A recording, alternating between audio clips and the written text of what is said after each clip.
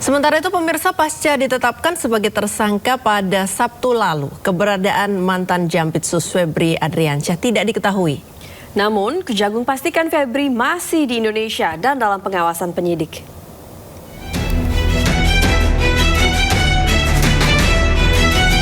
Usai rumahnya digeledah dan ditetapkan tersangka, keberadaan mantan Jampitsus Febri Adriansyah pun jadi tanda tanya. Apalagi hingga kini Febri belum ditahan.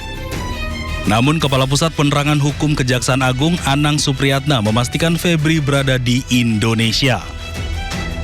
Dan terkait dengan yang disampaikan terkait dengan inisial FA itu, yang jelas yang bersangkutan masih ada di Indonesia, tidak keluar negeri dan kooperatif dan dalam pantauan penyidik. Febri muncul pertama kali ke publik pada Jumat 10 Juli lalu. Dengan percaya diri, Febri memastikan dirinya masih menjabat sebagai Jampitsus dan masih menangani sejumlah kasus, salah satunya makan bergizi gratis. Febri juga membantah memiliki keterkaitan bisnis dengan kafe yang digeledah polisi. Febri pun membantah uang yang berada di rumahnya disentul miliknya. Namun, sehari setelah pernyataannya, Kejagung mengumumkan Febri mundur dari jabatannya sebagai Jampitsus. Di hari yang sama, polisi menetapkan Febri sebagai tersangka.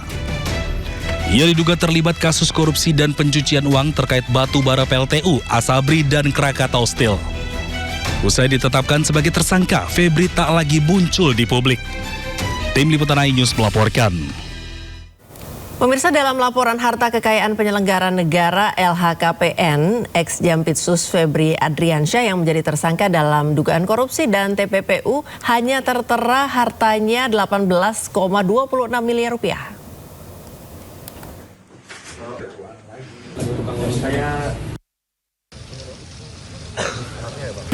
Setelah ex-Jampitsus Febri Adriansyah ditetapkan sebagai tersangka dugaan korupsi dan tindak pidana pencucian uang, laporan harta kekayaannya sebagai penyelenggara negara turut disorot. Febri Adriansyah melaporkan harta kekayaannya per 31 Desember 2025 terdiri dari tanah dan bangunan merupakan aset yang terbesar. Alat transportasi dan mesin,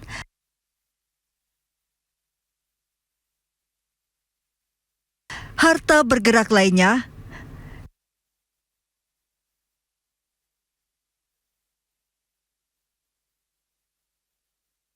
kas dan setara kas, serta harta lainnya.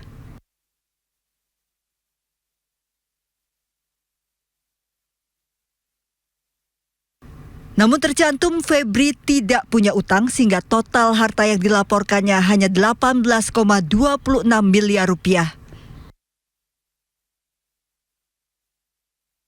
Dari jumlah LHKPN ini terdapat kesenjangan dengan temuan barang bukti fantastis, uang tunai dan emas batangan yang disita Kortas Tipikor Polri sejumlah 543,2 miliar rupiah dan 74 kilogram emas batangan.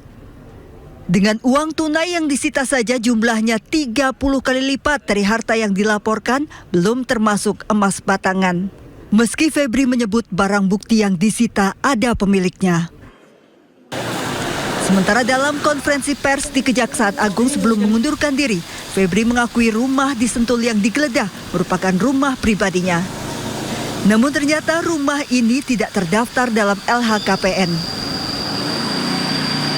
Yang kedua tentang rumah Sentul, ya, itu memang rumah pribadi Jampitsus yang sudah sejak lama. Itu bisa dilihat bagaimana proses kepemilikan sejak awal. Pada pelaporan berkala terdapat kenaikan kekayaan setelah menjabat sebagai Jampitsus dari tahun 2022 sebesar 6,3 miliar rupiah menjadi 18,26 miliar rupiah di 2023. Namun tahun 2024 dan 2025 hartanya tidak terdapat perubahan, tetap 18,26 miliar rupiah. Dari Jakarta, Tim Liputan iNews melaporkan.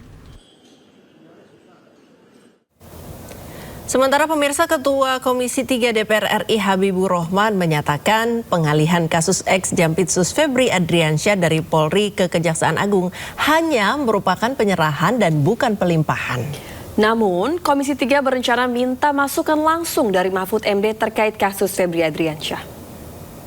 Kami ini anggota DPR, bukan hanya berkepentingan untuk bicara, tapi kami justru harus mendengar, termasuk masukan dari Pak Mahfud. Apakah sudah sesuai dengan KUHP atau belum? Ya, kalau menurut Pak Mahfud belum sesuai dengan KUHP, ya mungkin kami juga akan undang Pak Mahfud. Ya, kami akan dengar pendapat beliau, kan beliau profesor. Ya, kita tentu soal keilmuan harus banyak belajar dari beliau. Kalau menjadi masukan ya akan kami teruskan. Ya, jadi kita belum sampai kesimpulan itu, Mbak. Memang itu bukan pelimpahan sebagaimana rangkaian hukum acara pidana dari penyidik ke penuntut. Ya, itu bukan, itu penyerahan penanganan perkara dari institusi namanya polisi, Polri, Bareskrim Kortas ke institusi lain, kejaksaan. Kita soal melanggar nggak melanggar KUHP kita tunggu masukan ya dari teman-teman Pak Mahfud. Tapi ada sisi-sisi yang saya sampaikan tadi, ya, sisi-sisi bahwa kita menghindari gesekan antar lembaga. Ini nggak ada di KUHP, tapi ini adalah masalah real yang harus kita pecahkan saat ini. Pemirsa, setelah ex-Jampitsus ditetapkan sebagai tersangka korupsi dan pencucian uang, DPR didesak untuk segera mengesahkan RUU Perampasan Aset. Dengan disahkannya RUU Perampasan Aset, maka negara mudah mengambil alih harta hasil korupsi.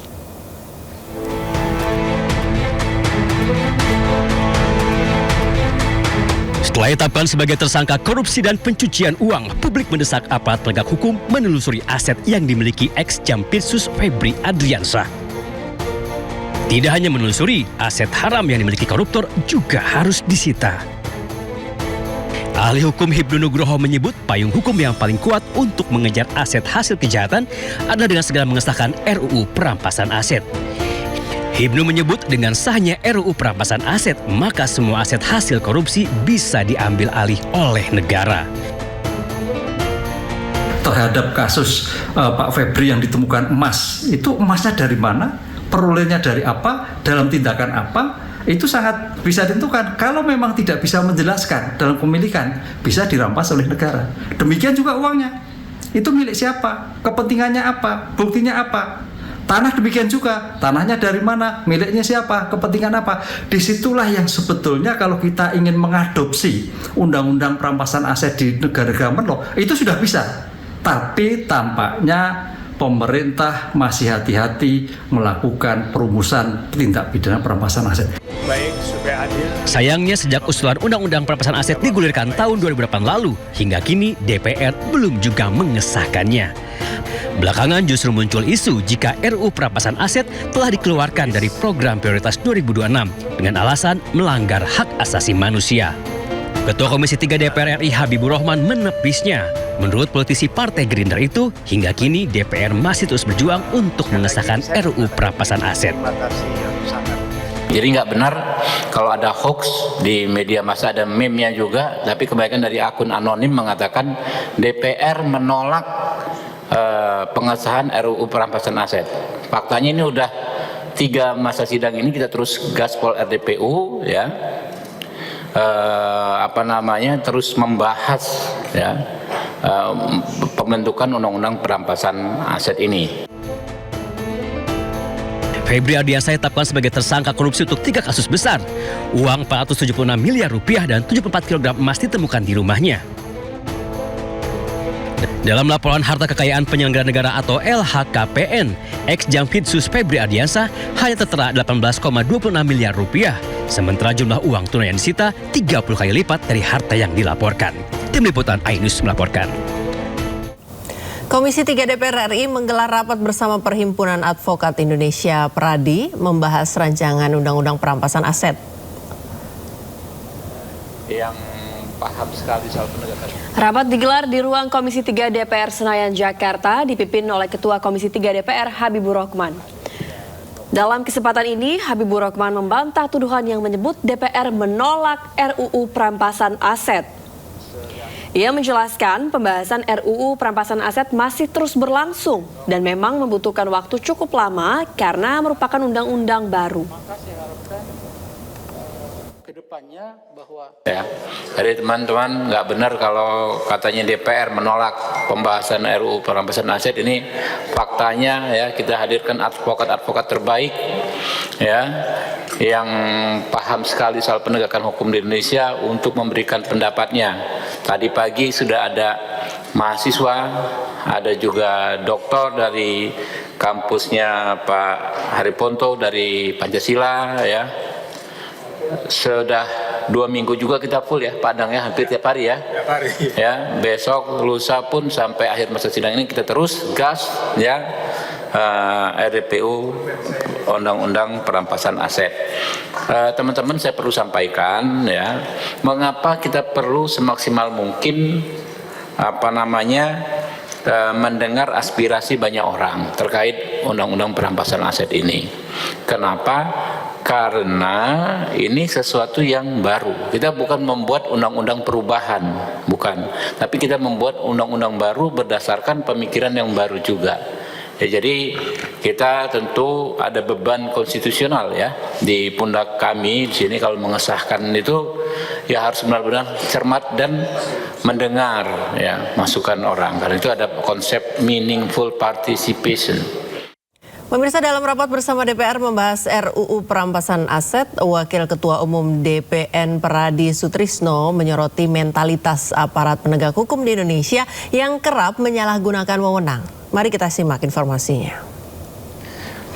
Bahwa kalau kita bicara tentang mentalitas aparat penegak hukum di Indonesia, kita semua mungkin semua tahu bahwa banyaknya penyalahgunaan kewenangan yang dia miliki terhadap masyarakat yang ini akhirnya merugikan bagi negara dan juga bagi masyarakat.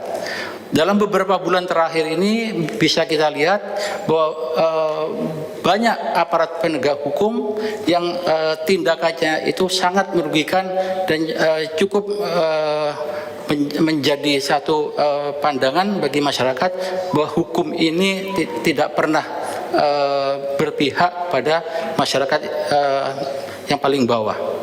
Tentunya saya berharap DPR bisa bersikap tegas dalam membuat rancangan undang-undang ini. Maksudnya bahwa seharusnya nanti pejabat yang bisa ditunjuk sebagai pihak untuk menelusuri termasuk untuk melakukan penyidikan terhadap aset-aset yang dimiliki oleh pribadi-pribadi orang yang diduga didapatkan dari hasil kejahatan, maka saya harapkan kedepannya bahwa aparat penegak hukum yang melakukan penyidikan ini adalah memang pejabat-pejabat yang betul-betul mempunyai integritas yang tinggi.